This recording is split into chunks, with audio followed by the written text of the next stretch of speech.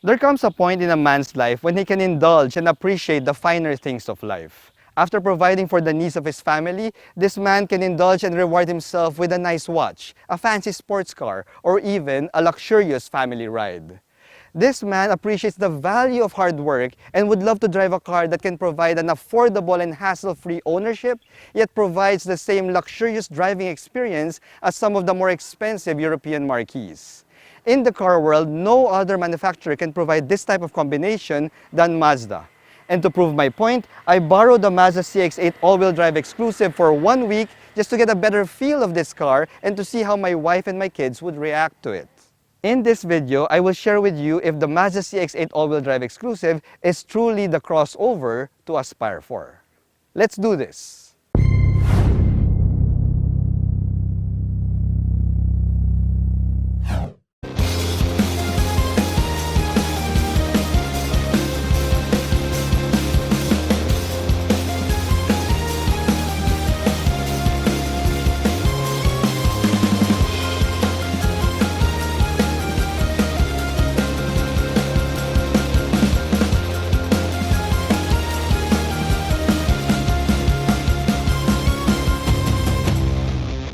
Hello guys, I'm Reagan and welcome back to another car review and drive impression. If you're new to my channel guys, I hope you click that subscribe button and become part of the Reagan's Rides family. If you're a subscriber already, thank you so much for your support by watching this video. I also hope that you give it a like as well.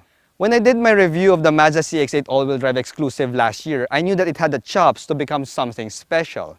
It offers you near European levels of luxury and cabin amenities at a price point that is quite attainable, especially for the family man who has already made it. If you want more information on this car in terms of an in-depth car review, you may click the link above and watch my video of that. Now we all know that there are a ton of car makers out there that offer you a ton of tech and cabin amenities at a price point that is so low it's practically a steal, most notably the Chinese car makers. With that kind of reality, why would you even waste your money on a Mazda CX-8? Well boys, it's pretty much similar to the question, why would you even buy a BMW or a Mercedes-Benz when you can get a Chinese crossover that can give you the same type of amenities for a fraction of the cost? It's also similar to asking, why would you even buy a Rolex when a Timex can give you the same time? Well, at the end of the day, it all boils down to exclusivity. It's a matter of what you want versus what you need. Now, the biggest irony there is Mazda used to offer an affordable option versus this more expensive European marques. But now, given that there's a lot of these Chinese crossovers out in the market, Mazda has become part of that aspirational set alongside the BMWs and the Mercedes-Benzes. This particular Mazda CX-8 all-wheel drive exclusive retails for 2,450,000 Philippine pesos, which makes it at the top end of the pricing of the crossover pile. The CX-8 is perfect for the family man who prefers a low-key approach when it comes to his vehicles. It looks pretty similar to the CX9 and the CX5, but it's narrower than both vehicles. I was quite surprised to learn that it's even narrower than the smaller CX5, but then again, the CX-8 is meant to be the flagship crossover for the Japanese market. And if there's one thing I know about the Japanese, they prefer to have smaller and narrower cars. Now the CX-8 has almost the same length as the CX-9, but because of this narrow width, the CX-8 is easier to maneuver in tight city roads. The Kodo design language of Mazda has been around for several years now, but I must say that it has aged quite well and quite gracefully. It has that simple, elegant design to it that is so timeless. It's pretty similar to a Rolex Submariner. It looks so simple, yet nobody will accuse it of looking cheap. Now, since the CX-8 has the same length as the CX-9, for sure you will get ample storage at the back. When you pop open the power-operated liftgate, you'll see that even with the third row being utilized, you get 209 liters of trunk capacity, which is pretty decent. You also get another secret cubby here at the bottom of your floorboard that gives you another 33 liters of trunk space. In case you need to have more space than 209 liters, you can always fold and tumble down the third row seats, which fold flat to the floor. And by doing that, you will now get 742 liters of trunk capacity, which is perfectly decent for a mid-size crossover. Now, Mazda has some of the best interiors in the local market, and the CX-8 is no different. The whole cabin has that premium luxury feel to it. When you're sitting inside the cabin of the CX-8, it makes me feel so good. It makes me feel that I deserve everything that I worked hard for. And that's part of the allure of this car. It's not just a car that's meant to take you from point A to B, but rather the whole experience of driving this thing, it's a treat. It's really something that would make you feel so good every time you get behind the wheel. Now, the leather that you can find here in the top-spec CX-8 all-wheel drive is fantastic. This top-spec trim gets premium Napa leather that smells oh so good, guys. It smells like really nice feeling leather. The leather quality rivals that that's found in the Toyota Alphard, which is nearly twice as expensive as the CX-8.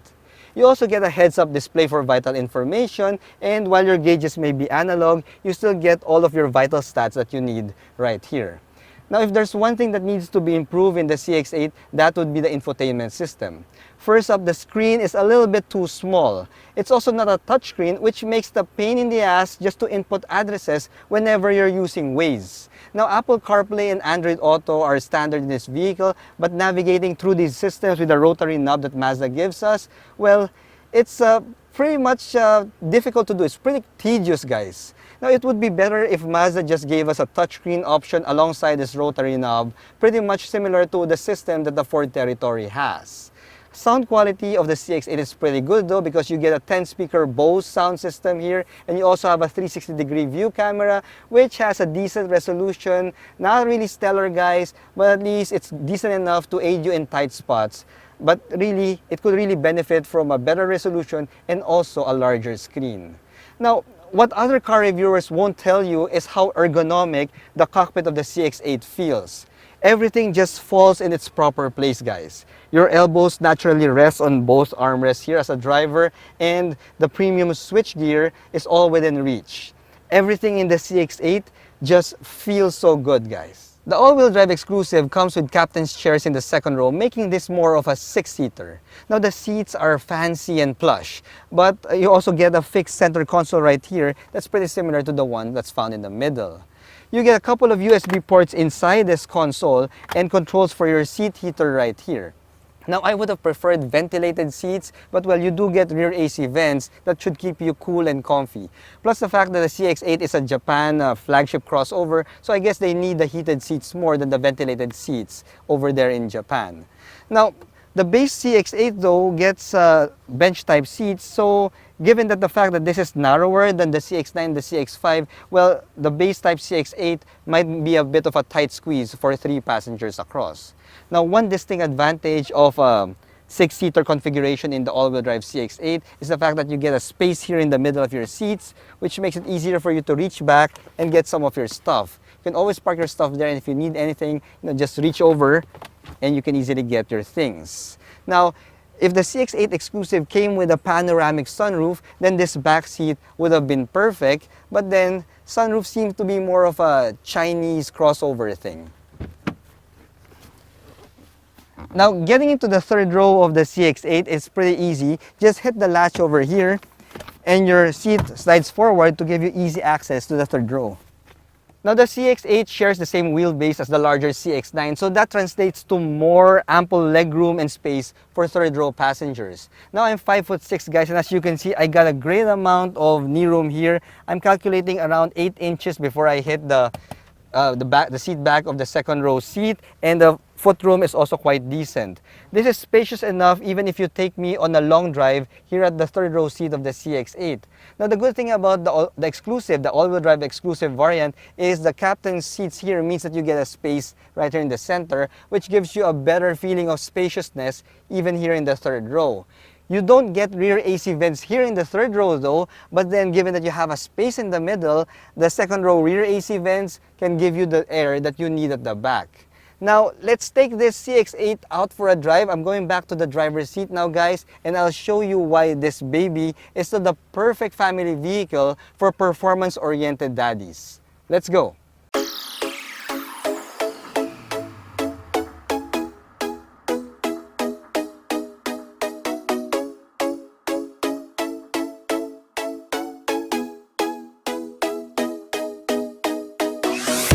Mazda has always had a soft spot in my heart because they make truly fantastic driver's cars. At the end of the day, guys, it's really just the synergy between the car and the driver.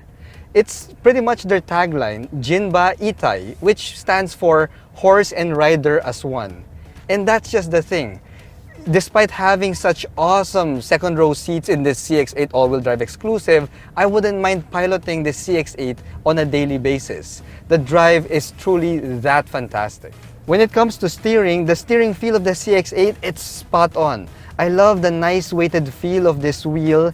It doesn't feel anesthetic. And the good thing there, guys, is this is an electronic power assisted steering wheel, and yet it feels like a hydraulic system.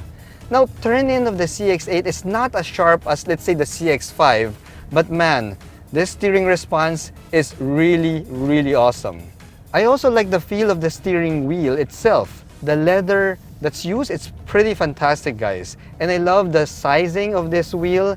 It's not too thick, not too thin. It's the Goldilocks when it comes to steering wheels. It's just right, guys.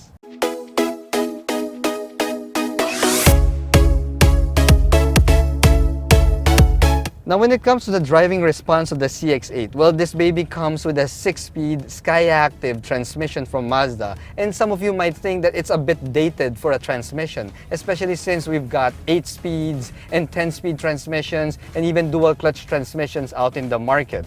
But guys, I've driven 10-speed automatic transmissions, I've driven DCTs out there, wet types, dry types. But guys, I would say this, Mazda knows a thing or two when it comes to tuning their transmissions.